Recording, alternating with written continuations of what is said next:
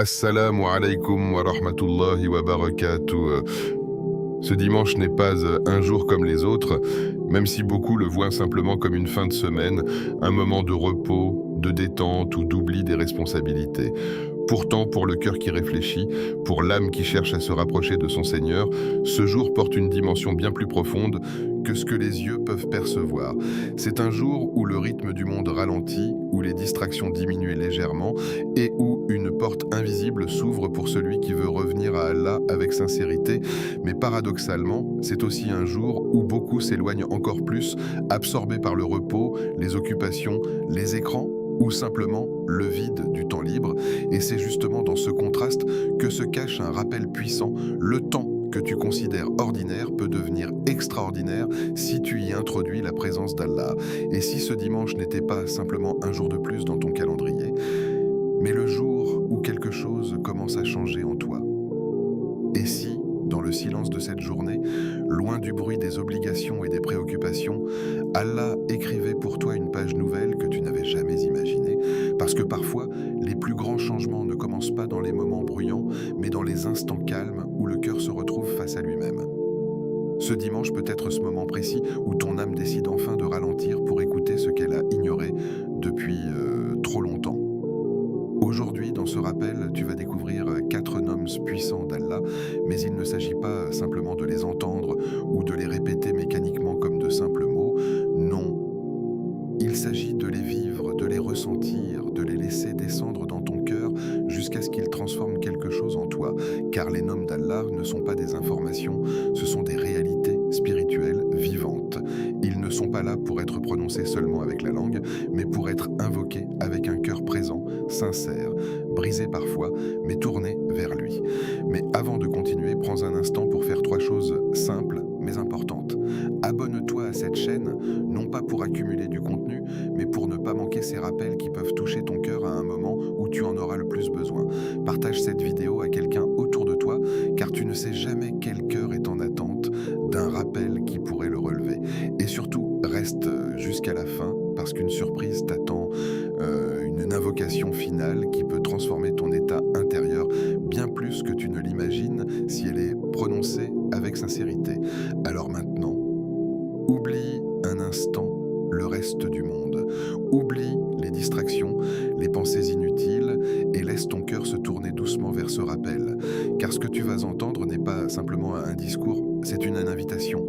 Une invitation à revenir à Allah et à te reconnecter et peut-être à commencer quelque chose de nouveau ce dimanche. Le secret caché du dimanche. Le dimanche, dans l'esprit de beaucoup de gens, marque simplement la fin d'un cycle ordinaire, une transition entre une semaine chargée et une nouvelle qui va bientôt recommencer, un moment où l'on relâche la pression, où l'on s'éloigne des obligations, où le corps se repose et où l'esprit cherche à se vider de tout ce qu'il a accumulé. Mais pour celui qui réfléchit avec un cœur éveillé, pour celui qui ne se contente pas de vivre les jours mais qui les comprend, le dimanche n'est jamais un jour vide ni neutre. Il est une porte silencieuse, une ouverture discrète qu'Allah place dans le temps pour celui qui veut revenir vers lui sans bruit, sans pression, sans agitation. Ce jour que beaucoup considèrent comme une simple pause est en réalité un moment stratégique dans la vie spirituelle du croyant, car il se trouve entre ce qui s'est passé et ce qui va venir, entre les erreurs commises et les décisions futures, entre les regrets et les espoirs.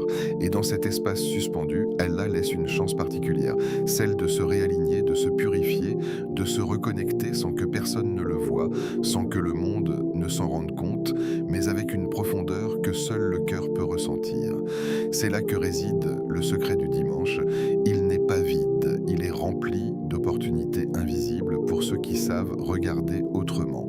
Car chaque jour, sans exception, Allah exalté soit-il ouvre des portes à ses serviteurs, des portes de pardon, des portes de guidance, des portes de facilité, des portes de transformation intérieure, mais la plupart des gens passent devant sans les voir, non pas parce qu'elles sont fermées, mais parce que leurs cœurs sont occupés ailleurs. Et le dimanche accentue cela d'une manière particulière.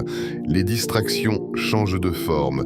Elles deviennent plus douces, plus silencieuses, moins pressantes, mais parfois plus dangereuses parce qu'elles donnent l'illusion du repos alors qu'elles peuvent t'éloigner du rappel. Pourtant, pour le croyant conscient, ce jour peut devenir un point de bascule, un moment où il choisit de ne pas simplement laisser le temps passer, mais de l'utiliser pour revenir à son Seigneur avec sincérité.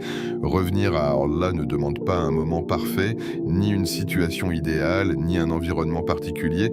Cela demande simplement une intention sincère dans un moment réel, et le dimanche fait partie de ces moments où cette intention peut devenir plus claire, plus accessible, plus profonde. Et si ce dimanche n'était pas seulement la fin d'une semaine, mais le début d'un renouveau intérieur que tu n'as pas encore compris, et si ce jour était exactement celui où Allah veut te rappeler quelque chose que tu as laissé s'éloigner de ton cœur, parce que les changements les plus puissants ne commencent pas toujours par des événements visibles, mais par des décisions invisibles dans le cœur, des décisions silencieuses que personne ne remarque, mais qu'Allah voit parfaitement. Une intention sincère prise un dimanche peut parfois peser plus lourd que beaucoup d'actions dispersées dans la semaine, car elle vient d'un moment où l'âme est plus calme, plus réceptive, moins accablée par le rythme du quotidien. C'est dans ce calme que les vérités profondes peuvent être entendues, c'est dans ce silence que le cœur peut enfin reconnaître ce qu'il a longtemps ignoré, et c'est pour cela que ce rappel n'est pas un hasard.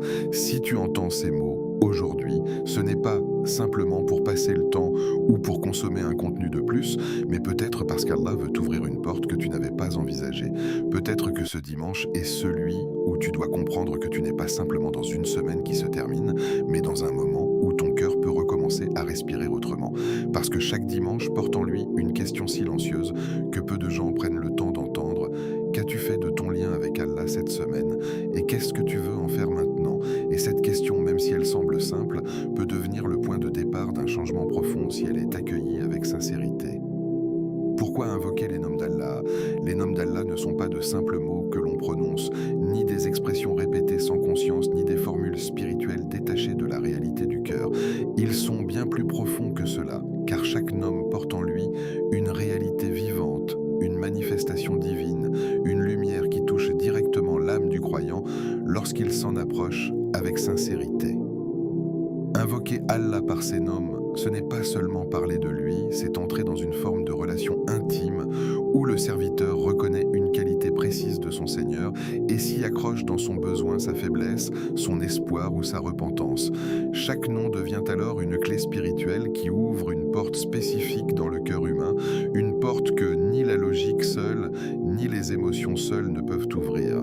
Quand tu dis Ya Rahman, tu ne fais pas que prononcer un mot, où tu te places face à la miséricorde infinie d'Allah, tu reconnais que cette miséricorde englobe tout ce que tu es, même ce que tu caches, même ce que tu regrettes, même ce que tu n'oses pas exprimer. Quand tu dis Ya Fatah, tu ne fais pas qu'espérer une ouverture dans ta vie, tu reconnais que toutes les issues fermées, ils ne sont rien face à celui qui ouvre sans effort et sans limite. Quand tu dis Ya Latif, tu comprends que même les situations les plus complexes peuvent être arrangées avec une douceur invisible que seul Allah maîtrise. Et quand tu dis Ya Razak, tu réalises que toute forme de subsistance visible ou invisible, matérielle ou spirituelle, vient uniquement de celui qui donne sans compter et sans se fatiguer. Ainsi, invoquer les noms d'Allah, ce n'est pas une habitude linguistique, c'est une reconnexion directe avec des réalités divines qui dépassent l'entendement humain. Et dans cette invocation, car il reconnaît que la véritable puissance n'est pas dans ce que l'homme possède, mais dans celui qui possède toute chose. C'est pour cela que les invocations par les noms d'Allah ont un impact particulier sur le cœur. Elles ne se limitent pas à demander, elles transforment celui qui demande. Et Allah aime profondément être invoqué par ses noms, non pas parce qu'il en a besoin, car il est absolument indépendant de toute chose, mais parce que cela fait partie des moyens par lesquels le serviteur se rapproche de lui, reconnaît sa grandeur et développe une conscience plus fine de sa présence. Chaque nom prononcé avec sincérité est comme un retour vers l'essentiel, comme une purification intérieure qui détache progressivement le cœur des illusions du monde pour le ramener vers ce qui est réel et éternel. Et plus le serviteur invoque avec présence, plus il découvre que ces noms ne sont pas seulement des mots qu'il prononce, mais des réalités qui l'entourent déjà, qu'il apprend simplement à reconnaître. Le premier nom, Yafata, le grand ouvreur. Ce dimanche, lorsque le monde commence lentement à se calmer, lorsque les bruits de la semaine s'éloignent peu à peu, il existe un moment particulier que beaucoup laissent passer sans le remarquer, un moment où le cœur devient plus visible que les occupations, où les pensées prennent plus de place que les actions et où l'âme, même silencieusement, commence à poser des questions que le quotidien avait couvertes. C'est dans cet espace subtil que résonne un nom immense, un nom qui n'est pas simplement récité mais vécu, un nom qui ne demande pas seulement à être prononcé mais ressenti profondément dans les couches les plus intimes du cœur. Yafata, Yafata, le grand ouvreur, celui qui ouvre ce qui est fermé sans effort, sans délai, sans condition humaine, celui qui déverrouille ce que les mains humaines ne peuvent pas toucher, celui qui élargit ce qui semblait étroit, celui qui transforme les impasses en chemin visible, même lorsque les yeux du serviteur ne voient aucune issue. Et ce nom, lorsqu'il est prononcé avec sincérité un dimanche, prend une dimension particulière parce que le dimanche est souvent ce moment où l'on réalise tout ce qui semble bloqué dans notre vie. Des situations qui stagnent, des réponses qui tardent, des portes qui restent fermées malgré les efforts, des chemins qui semblent interrompus sans explication. Mais Yafata ne se limite pas aux portes physiques ou matérielles. Son ouverture est bien plus profonde. Il ouvre aussi les portes du cœur, les portes de la compréhension, les portes de la patience, les portes de la sérénité intérieure. Il ouvre des espaces en toi que tu avais fermés sans t'en rendre compte, parfois à cause des blessures, parfois à cause des déceptions, parfois à cause de l'attente prolongée. Et souvent, ce ne sont pas les situations qui sont fermées, mais la manière dont tu les perçois. Et Yafata agis aussi là-dessus en élargissant ta vision, en apaisant ton regard, en te permettant de voir autrement ce que tu pensais être une fin. Il y a des moments dans la vie où le serviteur a l'impression d'être bloqué de toutes parts. Il essaie, il fait des efforts, il prie, il espère, mais rien ne semble changer. Et dans ces moments-là, l'âme commence à se fatiguer, elle commence à croire que les portes en bec sont définitivement fermées, mais c'est précisément là que le rappel de Yafata devient une lumière.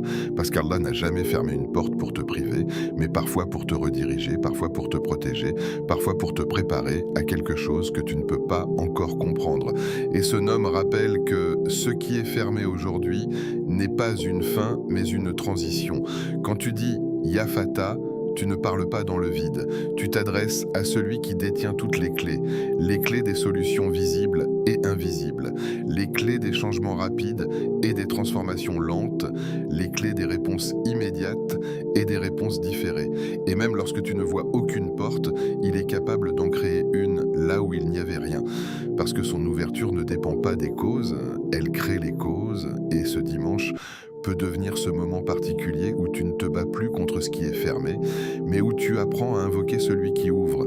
Parce que souvent, la fatigue vient du fait de frapper aux mauvaises portes ou de croire que la solution est uniquement dans ce que tu peux contrôler. Mais Yafata t'apprend quelque chose de différent. Il existe des ouvertures qui ne viennent pas de tes efforts seuls, mais de la miséricorde et du décret d'Allah. Et lorsque ce nom descend dans le cœur avec sincérité, quelque chose commence à changer intérieurement. Ce n'est pas toujours visible immédiatement dans la réalité extérieure, mais à l'intérieur, une forme de calme commence à apparaître, comme si le cœur comprend enfin qu'il n'est pas abandonné, qu'il n'est pas oublié, qu'il n'est pas enfermé dans une situation sans sortie, parce que Yafata ne laisse jamais un serviteur dans une fermeture éternelle, il ouvre au moment juste, avec la sagesse parfaite. Le deuxième nom, Ya Rahman, le très miséricordieux, et après avoir compris que certaines portes peuvent s'ouvrir même quand tout semble fermé, le cœur entre dans une autre dimension encore plus profonde, plus douce, plus enveloppante, une dimension qui ne parle pas de blocage ou de solution, mais de présence, de tendresse, de proximité divine. Et ici résonne un nom qui touche directement les parties les plus fragiles de l'être humain, un nom qui apaise ce que personne ne peut apaiser complètement, un nom qui ne juge pas mais qui enveloppe, Ya Rahman. Ya Rahman, le très miséricordieux. Ce nom ne ressemble à aucun autre car il ne parle pas seulement de pardon, mais d'une miséricorde qui précède même la demande. Une miséricorde qui englobe le serviteur avant même qu'il ne sache qu'il en a besoin. Une miséricorde qui reste présente même lorsque le serviteur s'éloigne, même lorsqu'il tombe, même lorsqu'il doute de lui-même. Et c'est cela qui bouleverse le cœur du croyant lorsqu'il y réfléchit sincèrement. Allah n'est pas seulement celui qui répond, il est celui qui entoure. Quand tu dis Ya Rahman, tu ne fais pas qu'invoquer une qualité divine, tu entres dans une réalité qui dépasse la logique humaine, parce que la miséricorde d'Allah ne ressemble pas à la compassion humaine. Elle ne diminue pas avec les fautes, elle ne s'épuise pas avec les répétitions, elle ne se limite pas aux circonstances, elle englobe tout, absolument tout. Tes erreurs passées, tes regrets silencieux, tes moments de faiblesse que personne n'a vus, tes décisions que tu aurais voulu changer, tes chutes que tu n'as jamais racontées à personne. Tout cela est déjà dans un cadre plus vaste que la culpabilité, la miséricorde de Ya Rahman. Et souvent, le problème du cœur humain n'est pas qu'il est loin d'Allah, mais qu'il oublie à quel point Allah est proche de lui dans sa miséricorde. Le shaitan ne cherche pas seulement à faire tomber, il cherche aussi à faire désespérer. Il veut convaincre le cœur qu'il est trop tard, qu'il est trop sale, qu'il est trop loin. Mais Ya Rahman vient briser cette illusion, parce qu'il n'existe aucun moment dans la vie d'un serviteur où la miséricorde d'Allah devient inaccessible. Même lorsque tu penses être loin, Allah est proche. Cette proximité n'est pas physique, mais elle est réelle. C'est une proximité de connaissance, de compassion, de compréhension totale. Allah connaît ce que tu caches et ce que tu montres, ce que tu ressens et ce que tu refuses de ressentir, ce que tu dis et ce que tu n'oses pas dire. Et malgré cela, sa miséricorde ne te quitte pas. Quand le cœur prononce Ya Rahman, il commence à comprendre que la relation avec Allah n'est pas basée sur la perfection, mais sur le retour, sur la capacité de revenir encore et encore, même après les erreurs, même après les chutes.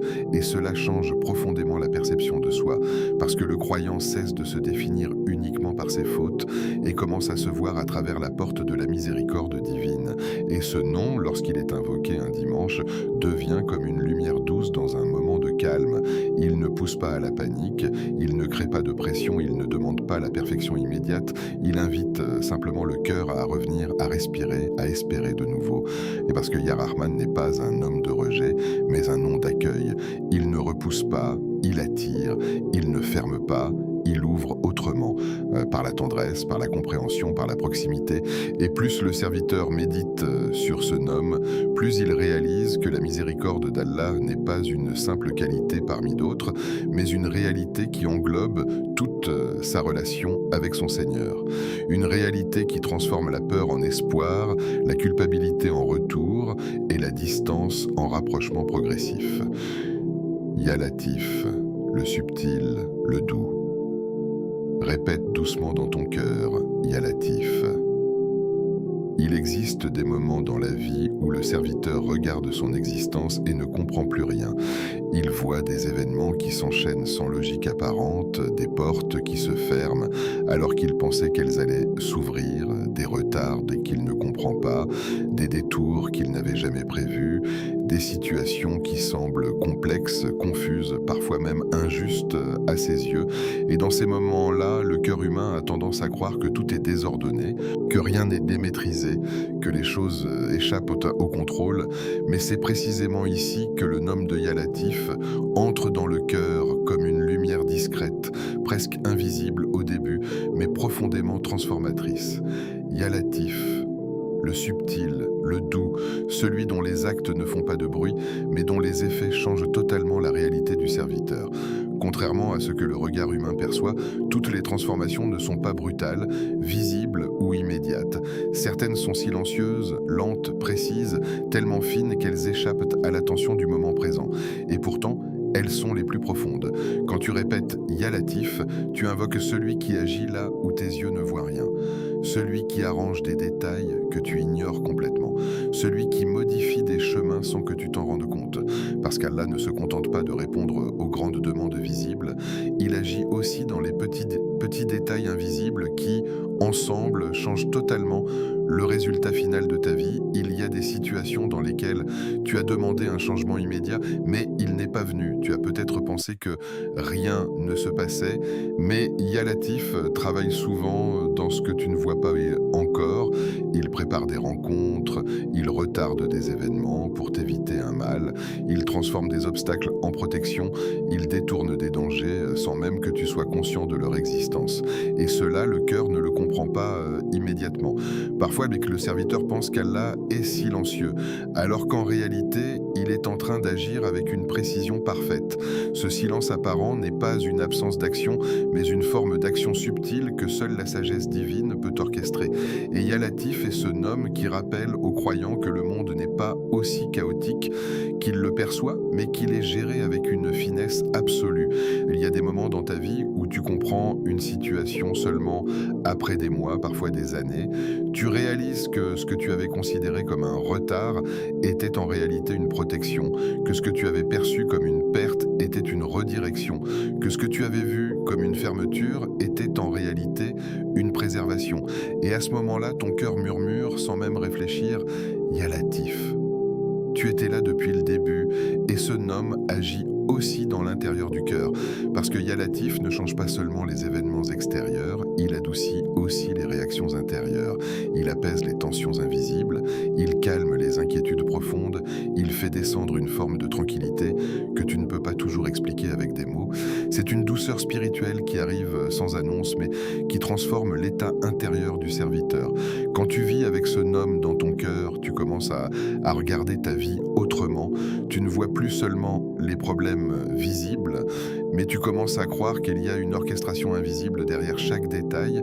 Tu apprends à patienter sans panique, à avancer sans comprendre totalement, à faire confiance même dans l'incertitude, parce que Yalatif agit dans les zones que tu n'as pas encore explorées, et souvent les plus grands changements de ta vie ne seront pas ceux que tu as anticipés, mais ceux que tu comprendras après coup. Des connexions que tu n'avais pas vues, des événements qui semblaient séparés mais qui étaient en réalité liés, c'est des retards qui avaient un sens que tu ne pouvais pas percevoir à l'époque, et tout cela forme une réalité plus grande que ton perception immédiate. Yalatif te rappelle que tout n'est pas visible pour comprendre, mais tout est organisé pour être juste. Yarazak, le pourvoyeur, répète maintenant avec conviction intérieure. Yarazak. Il existe dans le cœur humain une préoccupation constante, parfois silencieuse, parfois consciente, mais toujours présente. Celle de la subsistance. Ce que l'on va avoir, ce que l'on va perdre, ce que l'on va obtenir, ce qui va manquer, ce qui va suffire ou non. Et cette préoccupation, si elle n'est pas replacée dans la bonne perspective, peut devenir une source de stress, d'inquiétude et de dépendance excessive aux causes visibles. Mais le nom de Yarazak vient déplacer totalement cette vision. Yarazak, le pourvoyeur, celui qui ne donne pas seulement une partie de la subsistance, mais toute la subsistance. Celui qui nourrit sans être nourri, celui qui soutient sans avoir besoin de soutien, celui qui élève sans dépendre de personne, et surtout celui dont les dons ne sont pas limités à ce que l'on appelle habituellement l'argent, parce que la subsistance d'Allah est beaucoup plus large que ce que le monde imagine. Elle inclut la tranquillité du cœur, la stabilité intérieure, la facilité dans les affaires, les bonnes rencontres, les opportunités inattendues, les solutions qui apparaissent au bon moment, les chemins qui s'ouvrent sans explication logique.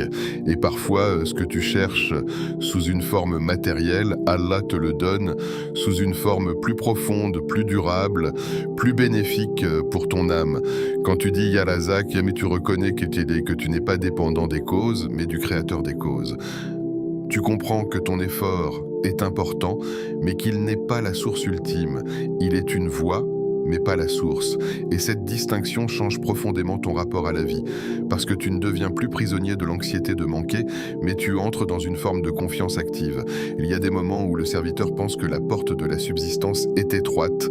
Il voit les moyens limités, les opportunités rares, les chemins difficiles, mais Yarazak rappelle que la subsistance ne vient pas uniquement de ce que tu vois, elle peut venir de directions totalement inattendues, elle peut arriver par des moyens que tu n'avais jamais envisagés, elle peut être envoyée à travers des personnes que tu ne connaissais pas hier, et parfois Allah retarde une forme de subsistance pour en préparer une meilleure. Ou il te prive d'une chose pour t'éviter une difficulté, ou il te donne autrement pour t'élever sans que tu t'en rendes compte. Et dans tout cela, Yarazak agit avec une sagesse parfaite. Quand ce nom descend dans le cœur, quelque chose change dans la relation avec la vie quotidienne. Le serviteur commence à respirer différemment. Il ne court plus dans la peur du manque, mais avance avec la confiance que celui qui a créé son destin ne l'a pas oublié. Et cette confiance ne signifie pas l'inaction, mais un équilibre entre effort et sérénité. Parce que Yarazak enseigne une vérité essentielle. Ce que tu dois recevoir ne peut pas t'échapper, et ce qui t'échappe ne t'était pas destiné. Et ce dimanche, en répétant ce nom, le cœur apprend progressivement à se détacher de l'angoisse de contrôle pour entrer dans une forme de repos intérieur basée sur la confiance en Allah, une confiance qui ne supprime pas les efforts, mais qui enlève le poids excessif de la peur. Comment les invoquer ce dimanche ? Ce dimanche n'est pas simplement un jour où tu écoutes un rappel, ni un moment que tu consommes comme un contenu parmi d'autres. C'est un espace dans le temps qui peut devenir un point de bascule intérieur si tu choisis de le vivre autrement. Et ce changement ne commence pas par quelque chose de grand, mais par quelque chose de simple, presque silencieux. Un moment où tu t'isoles, où tu coupes les distractions, où tu laisses ton cœur revenir à l'essentiel sans pression, sans bruit, sans regard extérieur. Prends un moment seul, pas seulement physiquement seul, mais intérieurement disponible. Parce qu'il est possible d'être seul dans une pièce et d'être encore rempli du monde, rempli des pensées, des obligations, des souvenirs, des inquiétudes. Mais ici, ce que tu cherches, c'est une solitude différente. Une solitude où ton cœur cesse de courir dans toutes les directions et commence enfin à se poser. Après le fajr, ou dans le calme de la journée, ou même avant de dormir, lorsque le monde commence à se retirer doucement et que les pensées deviennent plus profondes, choisis un instant où tu peux vraiment te reconnecter. Ce n'est pas le moment qui est le plus important, mais la présence que tu mets dedans. Parce que parfois, un court instant sincère peut être plus puissant que de longues heures distraites. Et dans ce moment, répète chaque nom. Ya Fatah, Ya Rahman, Ya Latif, Ya Razak, mais ne les traite pas comme une simple liste à réciter rapidement. Prends le temps. Laisse chaque nom descendre lentement dans ton cœur. Répète 33 fois si tu peux, ou même 11 fois avec sincérité, mais surtout avec présence, parce que ce n'est pas la quantité qui transforme, c'est la qualité de la connexion. Il y a une différence immense entre une récitation mécanique et une invocation vivante. La première passe sur la langue sans toucher le cœur, la seconde traverse le cœur et laisse une trace. Et ce que tu cherches ici, ce n'est pas une simple répétition, mais une transformation intérieure progressive. C'est pour cela qu'il est essentiel de ralentir, de ne pas chercher à finir vite, mais à comprendre profondément ce que tu es en train de dire. Ne récite pas mécaniquement, parce que le danger de l'habitude, c'est de transformer ce qui est vivant en automatisme. Et les noms d'Allah ne sont pas faits pour être automatisés, ils sont faits pour être ressentis. Chaque fois que tu dis « Ya Rahman », rappelle-toi que tu es face à la miséricorde immense d'Allah. Chaque fois que tu dis « Ya Fatah », rappelle-toi que toutes les portes sont entre ses mains. Chaque fois que tu dis « Ya Latif », rappelle-toi que rien n'est laissé au hasard. Chaque fois que tu dis « Ya Razak », rappelle-toi que toute subsistance vient de lui. Ressens chaque mot comme s'il était nouveau, comme si tu le découvrais pour la première fois, parce que le cœur humain a tendance à s'habituer, mais la spiritualité profonde demande de redécouvrir constamment. Et dans cette redécouverte, quelque chose se réveille à l'intérieur. Parle à Allah comme si tu le voyais, même si tu ne le vois pas avec tes yeux. Parle-lui avec la certitude intérieure qu'il t'entend, parce que la force de l'invocation ne vient pas seulement des mots, mais de la conscience de celui à qui tu t'adresses.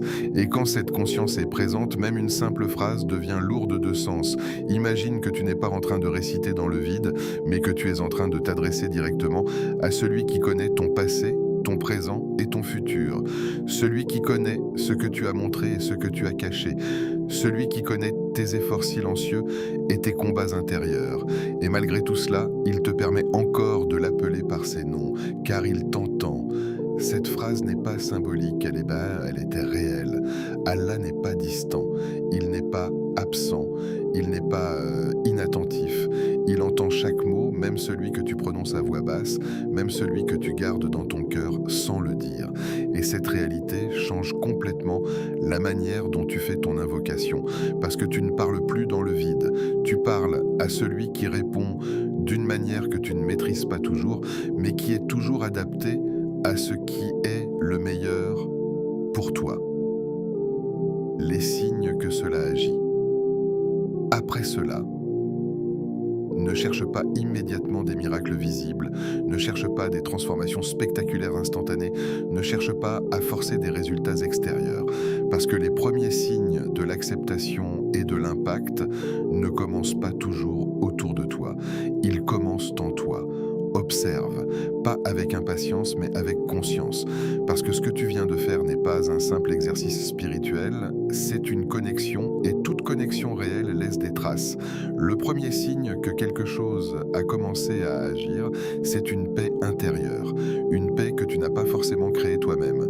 Une paix qui arrive sans raison apparente, sans événement particulier, sans explication logique. Une forme de calme dans le cœur, même si la vie autour de toi est encore la même, et cette paix est souvent le premier indicateur que ton cœur a été touché. Ensuite, il peut y avoir une facilité inattendue, des choses qui semblaient compliquées commencent à devenir légèrement plus fluides, pas forcément résolues immédiatement, mais moins lourdes, comme si le poids y avait changé de nature, comme si quelque chose avait été allégé sans que tu comprennes comment, et cela fait partie des effets subtils de la connexion avec Allah. Puis tu peux observer une situation qui évolue, pas toujours rapidement, pas toujours de manière spectaculaire, mais une direction qui commence à changer, une ouverture qui se dessine, une possibilité qui apparaît là où tu ne voyais rien auparavant, et parfois cela commence par de très petits signes, presque invisibles, mais réels.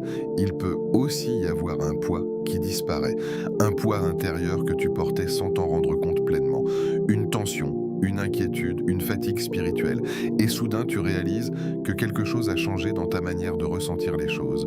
Tu n'es plus exactement dans le même état intérieur qu'avant. Mais il y a un point essentiel que beaucoup oublient. Le premier changement n'est pas toujours autour de toi. Le premier changement est en toi, et cela est fondamental, parce que le cœur est la première porte par laquelle passe toute transformation réelle. Avant que la réalité extérieure ne change, la perception intérieure change. Avant que les situations ne se transforment, la manière de les vivre se transforme. Avant que les réponses ne viennent, la capacité à patienter et à comprendre évolue. Et c'est là que se trouve le vrai début du changement.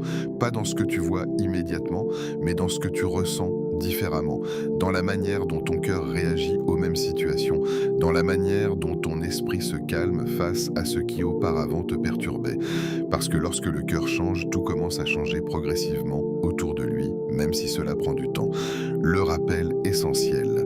Il existe des vérités que le cœur humain oublie facilement, non pas parce qu'elles sont compliquées, mais parce que la vie quotidienne les recouvre doucement jusqu'à les rendre presque invisibles. Parmi ces vérités, il y en a une qui est pourtant fondamentale pour chaque âme qui cherche à se rapprocher d'Allah. Aucune invocation sincère ne passe inaperçue auprès de lui. N'oublie jamais cela, même lorsque ton esprit est fatigué, même lorsque ton cœur doute, même lorsque les réponses semblent tarder.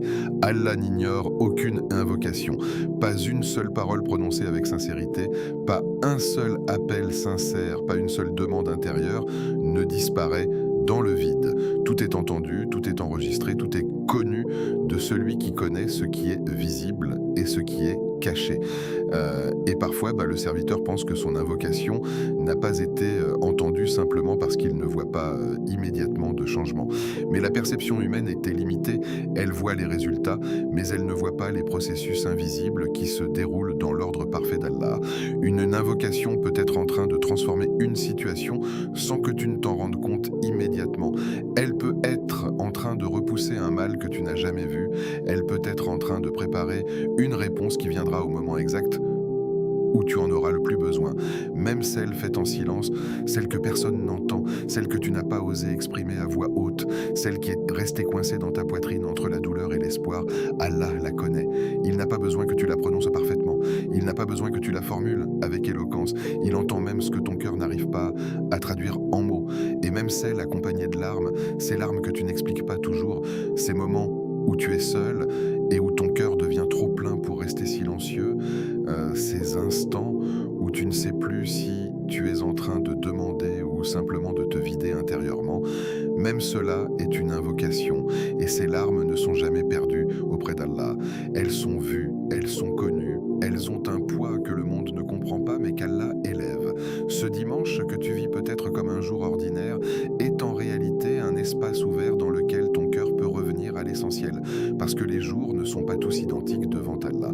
Certains jours passent sans impact, d'autres deviennent des tournants invisibles dans la vie d'un serviteur. Et ce qui transforme un jour, ce n'est pas son apparence extérieure, mais ce qui est déposé à l'intérieur, une invocation sincère, une intention pure, un retour discret vers Allah. Ce dimanche peut sembler ordinaire aux yeux du monde. Rien dans son apparence ne le distingue forcément des autres jours. Les mêmes heures, les mêmes habitudes, les mêmes rythmes. Mais avec Allah, un jour ordinaire peut devenir extraordinaire dès lors qu'un cœur décide de se tourner vers lui avec sincérité.